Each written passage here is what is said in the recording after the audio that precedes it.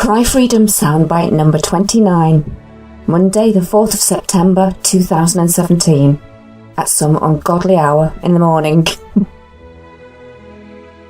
So it's been quite a time since I did one of these, almost a month, and yes, I'm awake at some stupid time. What is it? It is 2:45 in the morning on Monday the 4th. Lying here, not able to sleep, so decided to do one of these. And I just wanted to talk about, I've been advertising a new format for the show, the Cry Freedom show, over the last few days, and I've had a lot of changes in my life lately, which has thrown me in a different direction completely, and one that I maybe should have taken quite a long time ago, and one that's, quite honestly, always been the direction for me. But life gets in the way, and you end up stuck in the system, stuck in 9 to 5 crap, which I did for nearly 30 years.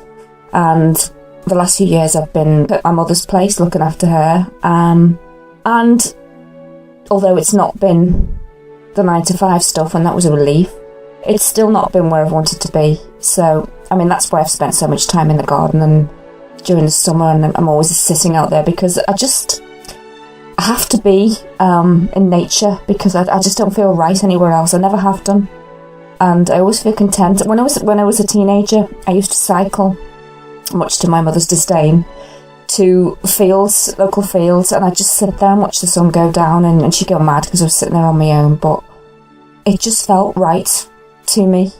And I've loved animals and wildlife ever since I was a kid. I never used to like dolls and things when I was a kid. It had to be cuddly animals, and I had a real thing about Kermit the Frog.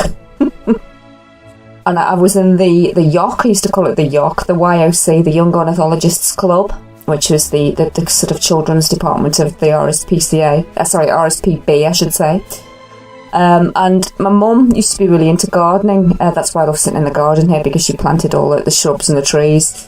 And it's not a massive garden, but it's not bad, you know. It goes around the corner, and it's got like a big high hedge, so it's private. And she planted all these trees and things, and I used to draw plans of the garden with all the names of the various different plants and things in it, and then I used to mark where different birds used to be and where I'd see them perched.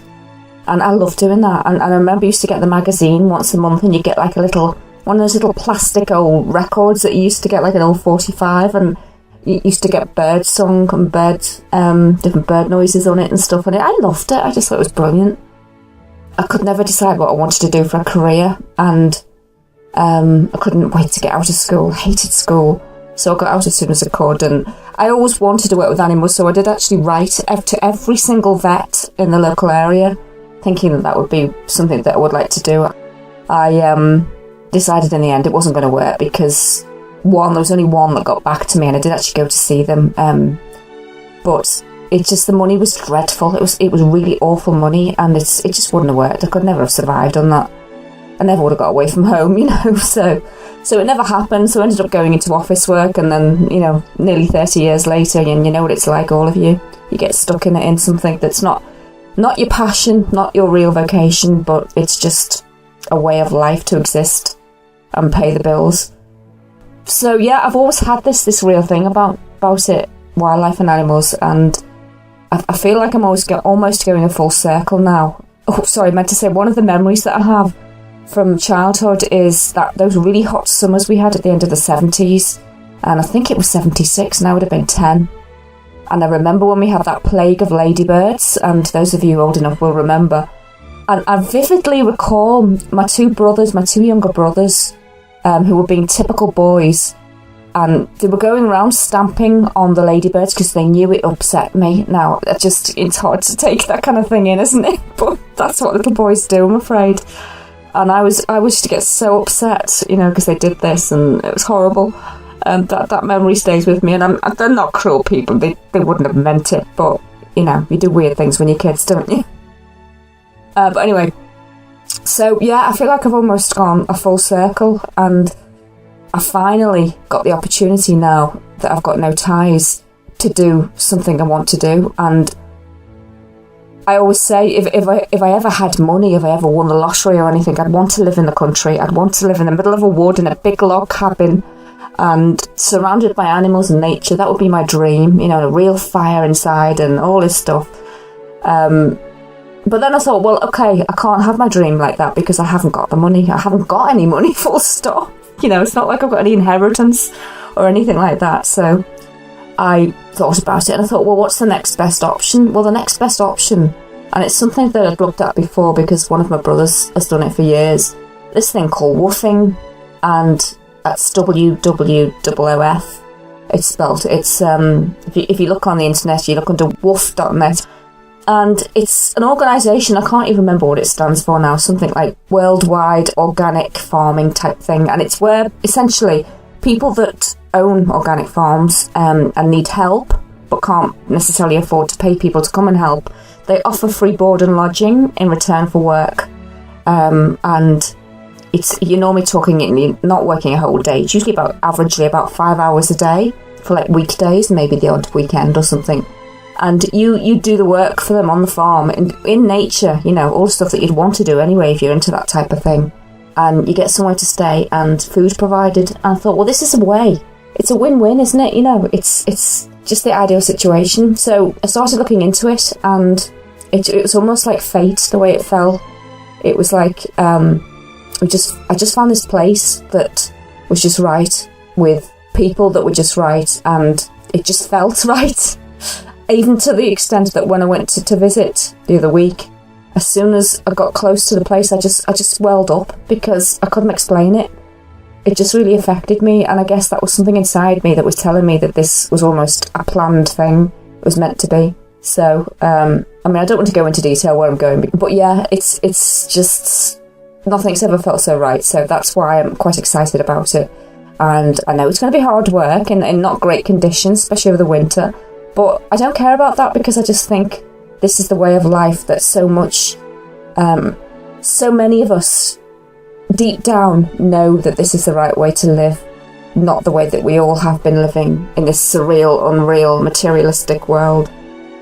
And I know that I'm doing what I'm meant to do, but it's not just about me going there and escaping all the other crap and just doing this. It's about showing it, and it's about sharing it, and I feel almost that everything that I've done so far has led me to this, and everything I've done with the radio station over the last couple of years, I'm not saying that hasn't been important, and I do feel it has been, but I think we've gone past that stage now of the bleating about, you know, do you know this is going on behind the scenes? Do you know that's going on behind the scenes? We've all been doing that for years now, and I think we've got beyond that stage. I think it's now about leading by example and showing a different way to live. That's why I'm doing this. I'm looking forward to it because, as I say, it just feels so right. So I shall be reporting. I'm not quite sure how I'm going to do this yet and what format exactly it's going to take, but I've decided that, because I got down to the stage where I've been doing one show a month type thing, and there ended up being really long shows, and that wasn't working. One, it was too much to listen to in one sitting anyway, and I get that. And it just wasn't frequent enough to build up any kind of following, so I've decided now that what I want to try and do, I don't know if it's going to work out that way, is to do regular shows, you know, one a week, but a short show, maybe just even half an hour, explaining, you know, the progress that week and what I've been doing. And that feels right now that way. So that's what I'm going to try and do. And I just really want to talk about my experiences when I'm there, and because I want to be growing vegetables, I want to be working on the land, looking after the few animals, all these things that are there, experimenting with so many different things. I just want to feed that back and share it, because I know that is important. And I'm sorry, I'm reiterating here, but I'm just trying to get the point across that that's why I'm doing this. It's never been an ego thing with me, and I know there's a lot of people in this so-called movement that do have that ego thing, and that kind of, sometimes I think, does get in the way a bit. And I've never been like that. I genuinely have never felt that. It's always been about, every time it's been about sharing stuff. I've felt that so strongly. And sometimes that's why I've fallen out with some of the other people in the past that I've been doing this with, because some of them have just wanted to be the one, you know, the best and all this, and that's not me. And I always try to encourage the sharing with as many people and other hosts as possible, and sometimes it went down like a lead balloon. But I didn't give up, and I carried on, and that's why eventually I started my own thing off. Starting to waffle a bit now, as usual. So essentially, I've got so much, that I want to get across, and so many ideas and things, and I want to carry on interviewing people that are doing similar stuff too. That's very important, and I know a few people that I'm going to be talking to along those lines. And I've also been watching lately, and I did want to mention this, I've been watching the wildlife aid programmes that some of you will know. There is a charity, wildlife animal charity down in Surrey, in Leatherhead, that's run by a guy called Mr Cowell. No, not that one. This is another one. And he has been running now for a few decades. It's quite an interesting story. I'm about to read his book, actually, when I get it. I've ordered it. And I didn't realise his background until I read recently that he started off in finance, dealing in commodities and, the top end of the finance world with all the champagne and the luxury, this, that and the other. And that's how he started. And he realised that it wasn't making him happy, as so many do, and we know why. And his passion was animals, and so he started off from his home running this wildlife clinic, looking after, bringing in and taking care of animals and then returning them to the wild. And it escalated and it's really big now.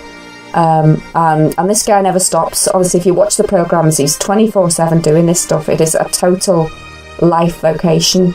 The ups and downs, the joy and the sadness, and it just completely captivates me because it's so what makes me tick and what I feel inside, and I just love watching these programmes. I did get in touch with Simon the other day, and he said he'd be happy to do an interview at some point, so that's definitely going to be on a future show. I don't know when yet, probably maybe at the beginning of next year, but we'll see how that goes. But I'm really looking forward to that, and I do urge you, if you want to look at what Simon does, there's lots of stuff on the internet. You just need to type in Wildlife Aid on YouTube.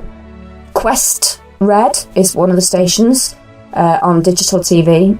It's quite far down. I think it's somewhere in the 30s. I can't remember the channel number now, but 37 maybe, something like that, or maybe further down, but you'll see it.